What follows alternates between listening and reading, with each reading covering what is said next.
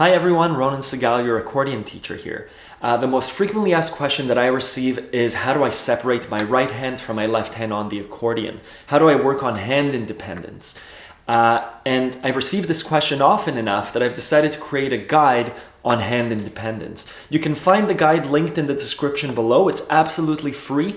And the guide walks you through hand independence through a series of 5 exercises. They're all easy to do, and I encourage you to do each one and to read through the article. And if you can, leave some comments. Which exercise works for you?